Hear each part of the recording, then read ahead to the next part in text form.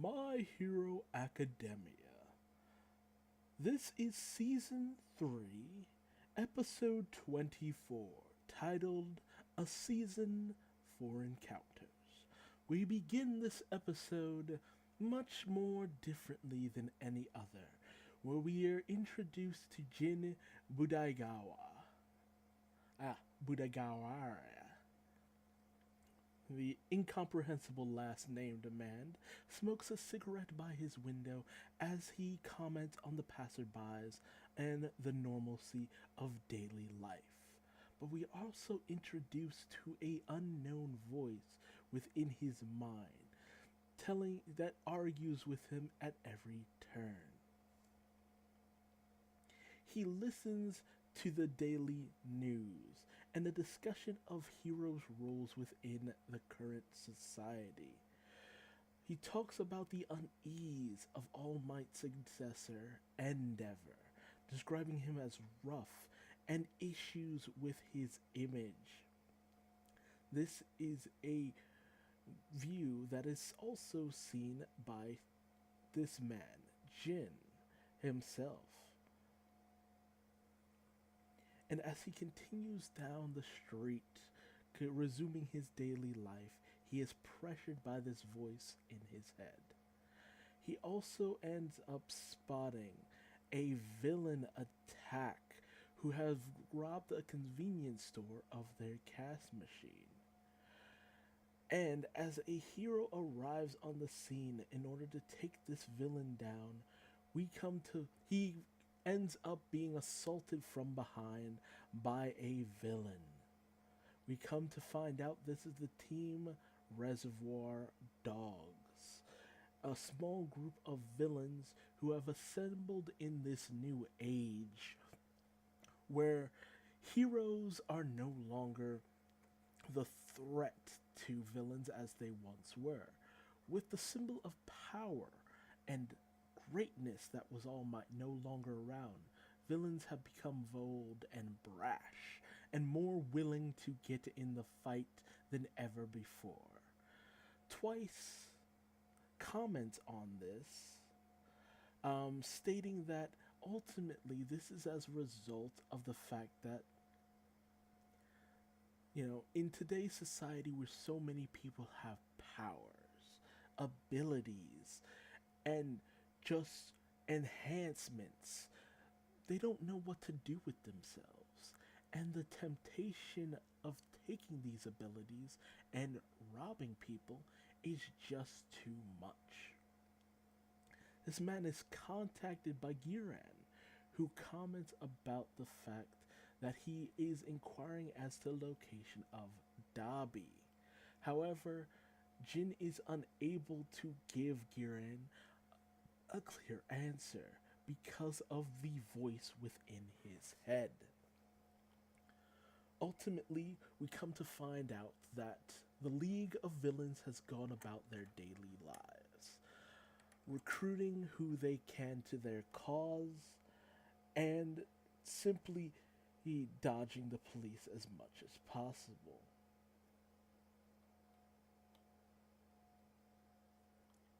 Dabi comes upon a small group of criminals in an alleyway who act as nothing but impulsive and rude and just very unscrupulous.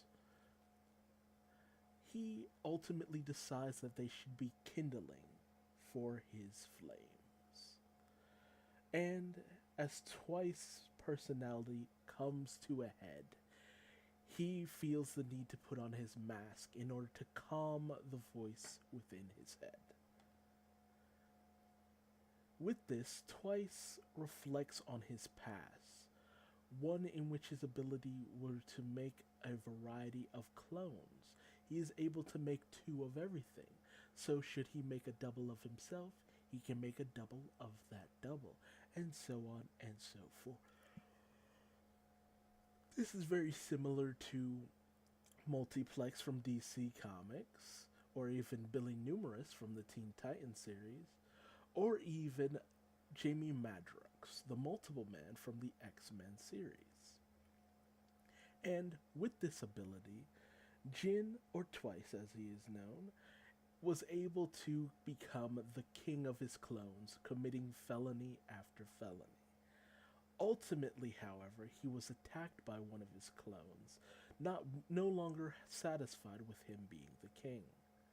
They fought over who would ultimately be the main body. For days, for weeks, this situation went on until all the clones were dead, and the only one left standing was the original Twice. However, in the end, Twice was unsure if he was the originally at all, or just another clone who was able to go on living. Was the original ultimately killed in the scuffle, and he was just left alive by proxy? This is an interesting situation. In fact, Twice's whole discussion here is very interesting. The question about their power, how your power can manifest in ways that you can be very uncertain of. Just because there are roads that can lead to heroship, is all well and good, but sometimes people don't really want that option. Just because you can become a police officer doesn't really mean you want to.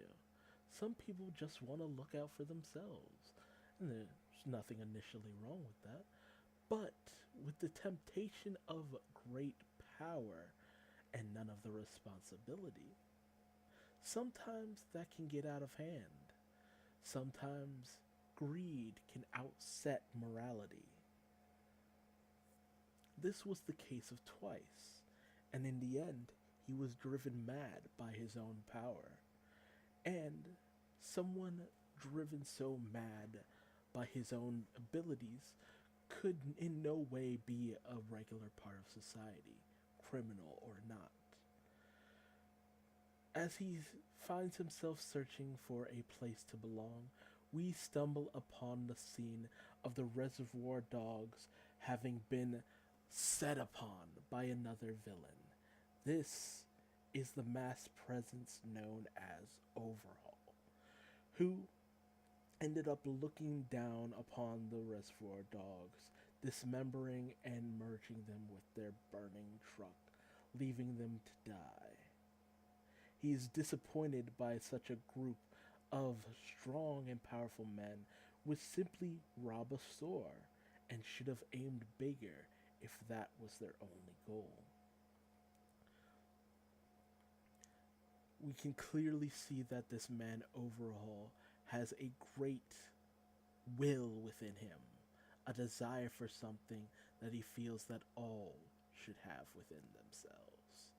This man will become known to you all very soon. And as Twice views this situation, he understands the fact that both the hero and villain world have started to change dramatically. New faces are coming into the spotlight, and the world as they know it will never be the same. Back at UA, as Izuku lifts some weights, he notes that he's not feeling any pain within his injured arms during the battle with Muscular. He takes relief in this as the fact that with his battle with Bakugo, he was worried that he might have put himself at more risk. So that's a bit of relief on his end. And as the other students who are not on house arrest go single file to an assembly, they end up meeting up with Monoma, who mocks the fact that two of their people were unable to pass the provisional hero licensing exam, whereas the members of 1B, were all able to pass. Ultimately, Todoroki apologizes this, but Kirishima tells him not to worry about it, as they're just trying to turn this into a fake situation. They are also greeted by Pony Tsunotori, who tells them the fact that Vlad King is having their classes team up in a variety of different ways during this semester.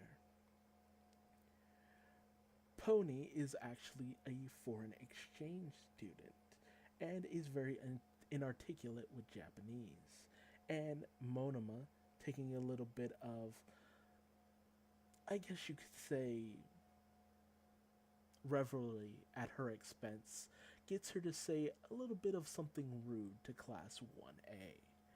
This shocks them and ultimately gets Kendo to put down Monoma for a little bit for taking advantage of someone so innocent. We are also reintroduced to Shinso, who in the current manga has become a little bit more prominent, and kind of tells them not to get in the way of everyone moving towards the assembly hall. The students of Class 1A take note of Shinso's improved physique since the sports festival.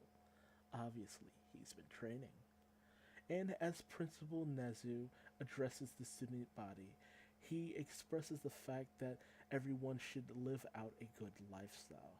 With the chaos over the summer, a lot of the students might be kind of off kilter.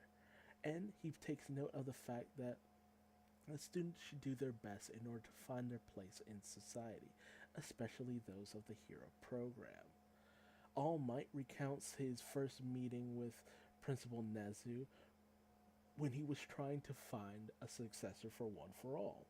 Nezu offers him a teaching position in order to help him find some new talent. This new talent was closer than he could have ever thought of. Much closer. And as we have a little bit of a comment from Hound Dog, who is part of the security team, ultimately he gets so angry about the situation, he starts to grunt and bark. Ultimately, Vlad King has to step in, saying that there were some students who were in a fight the other night, and that all students, despite the issues of the current living situation, should, take things a little bit more to heart and adapt as quickly as possible. A blue-haired female taps a rather muscularly built student on the back, asking him if he knows the two students who were fighting. This person questions the two students who were fighting. He inquires about who they could possibly be and the situation that would bring something up like this. And as Aizawa tells the student body, his class specifically, about the whole situation, about the internship, he tells them that it's very similar to the workplace training of the sports festival. This is a situation at which, since they have their provisional license, they will be able to go on more involved cases with their hero mentors, be a little bit more engaged in the combat in terms of taking down villains. And with the connections that they gain from their internships, they might be able to branch out even further into the hero world.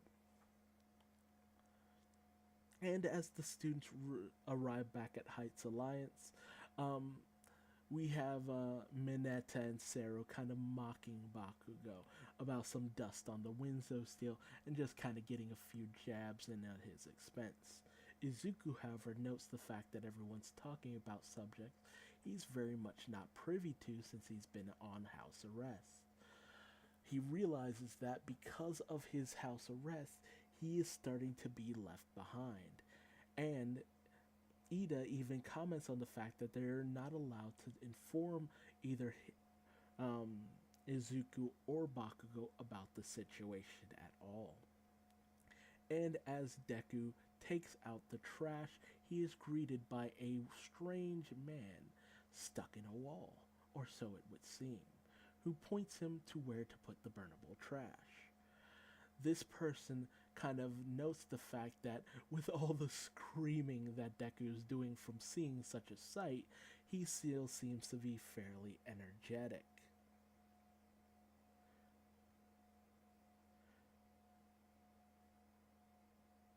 The person expresses relief at the fact that Izuku is so energetic and seems to be doing fairly well despite the position that he's in, and is simply happy that it doesn't seem like Izuku has given up on his dream of being a hero. And if Izuku inquires as to who this person is, he will find out in due time. And after submitting his written apology, Deku is able to resume classes, where they have an unexpected guest, namely some upperclassmen of UA, the Big Three, who will teach them about the hero program and how it is in order to become interns for a hero. Now, this person is Mirio Togata, who will become one of the greatest presences within the world of My Hero Academia. He is, in a lot of ways, very close to someone within the frame of the My Hero world. And it'll be a delight to have you all introduced to one of my favorite characters.